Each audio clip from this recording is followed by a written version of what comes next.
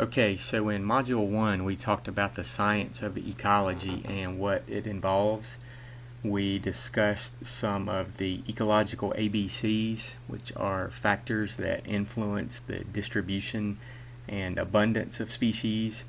And we also mentioned several subdisciplines of ecology, including organismal, population, community, ecosystem, landscape, and global ecology.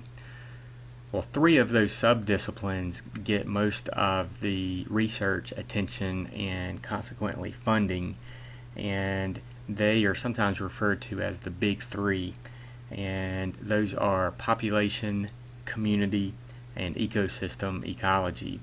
And we're going to spend some time in Module 2 talking about two of those, population ecology and community ecology.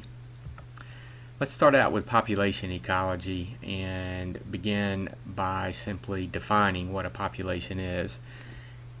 A biological population is a group of organisms of the same species living in a specific area at a specified time. So in order to have a population, you need three pieces of information. You need the species, you need a specific geographic area, and you need a specific time frame. For example, you could talk about the number of black bears in South Carolina in 2012. There are several concepts involved in population ecology, and we'll mention just a couple of these. Many populations change over time, and they conform to certain trends governed by specific concepts. So let's look at some of these concepts. The first one is reproductive potential. Reproductive potential is the rate at which a population will grow with unlimited resources. Now, if you graph this in a population versus time graph, this is going to represent a J shape. So it's sometimes referred to as the J-shaped growth curve. What it's showing is exponential growth. If you think back to your algebra days and graphing mathematical functions, the equation y equals x squared is a parabola. So if you only look at positive values of x, in this case time, then you're going to end up with half a parabola, which is this J-shaped graph that we end up with. Now, reproductive potential is interesting to talk about populations, but the one assumption that it makes is that the population has unlimited resources. And one of the truisms in ecology is that there is no such thing as unlimited resources. Resources are always limited. So that leads to the second concept, which is carrying capacity. Carrying capacity is the maximum number of individuals that an area can support on a sustainable basis. And if you graph this, it is represented by it's sometimes referred to as the logistic growth curve, and it takes on an S shape. So we sometimes, for simplicity, refer to it as the S-shaped growth curve. So it's just like the J-shaped growth curve. Population's going to get established and then grow exponentially, but then it's going to be forced to level off because there aren't unlimited resources in any environment. So that point at which it levels out is called the carrying capacity. Carrying capacity is going to be related to a number of things.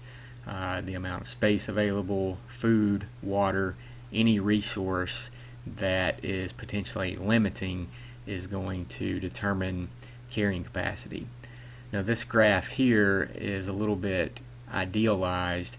In reality, what happens is populations will usually exceed their carrying capacity and then crash and go below the carrying capacity and then recover and then crash and then recover. So you end up having a fluctuation around the carrying capacity. even this graph here is a little bit idealized because most populations tend to fluctuate because of the number of different factors that can be in play. So it's important to keep in mind that carrying capacity is, especially the S-shaped growth curve, is more of an idealized concept. We'll talk more about this when we are in the field. One of the last things to mention in population ecology, population ecologists are always interested in how many are there. They're dealing with specific populations, so they're always interested to know, well, how big is the population and how is it changing. So one of the ways that you can determine the number of individuals in a population is through direct counts. For example, with wild horses on some rangeland out west, you might simply be able to count each and every individual in that population because they're large, they're easy to see, they don't hide very much, and they're going to be there. However, most species are very hard to census directly through a direct count, so we have to have other methods, and these involve making estimates. And we're going to talk about a couple of these methods very briefly and cover them more in detail when we are in the field. So the first type of estimation method is called a plot method, and this is used for plants and organisms that don't move around. The word for that is sessile. So there are a couple of different ways you can do this. For example, let's say that we wanted to know how many individual trees there were of a certain species in a forest. And this would be much too hard to count directly, so we come up with a means to estimate the population size. So this drawing here represents the forest itself, much too large to sample every square inch of it.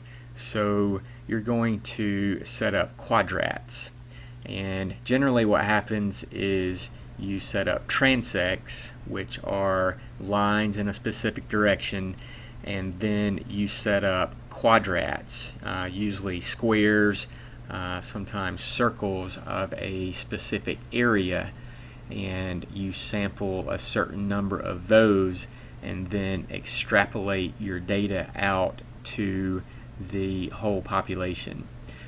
Sometimes quadrats are arranged in a regular fashion along a transect. Sometimes they are randomized, and we'll talk about the merits of each method as we are in the field. Another plot method that we'll look at briefly in the field is called the point quarter method, and it's very much like the quadrat method with transects, but you're not sampling within a certain area. You simply walk a transect, stop at random points, and then at that point you divide your field of vision into 4 quadrants, and then you simply measure how far it is to the nearest individual species, the species of interest in that quadrat. So if you stopped here, you would measure from here to here, and then from here to here, from here to here, and then from the center to here. And there are calculations that you perform that will give you data that ends up being similar to what you would get with a quadrat method. But like I said, we'll talk about this in much more detail in the field and actually perform one of these. Alright, well, those methods work for animals that don't move around, but for animals that swim, run, and fly, that's not very easy to do because they don't stay put.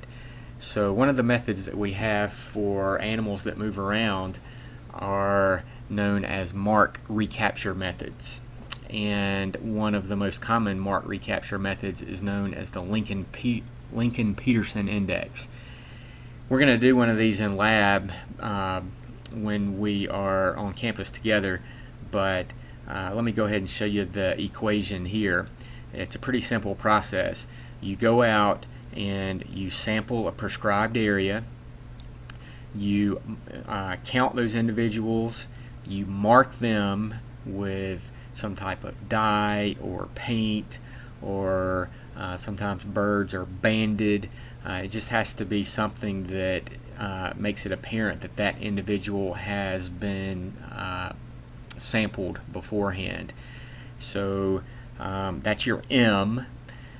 You wait a certain amount of time, go out and do an identical sample, count those individuals, that is your lowercase n, and then you count how many of those are marked that were captured in the first sample. In other words, they are recaptures, and then you plug those numbers into this equation or some variation of this equation, and you get an estimate of the population size.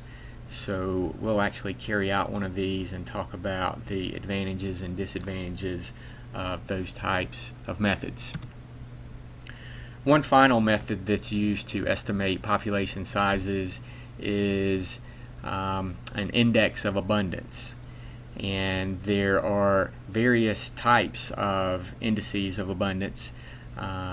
Some involve setting up scent lines where food or some substance that's going to attract animals is set up at regular spots, and then you come back the next day and see how many of those were visited.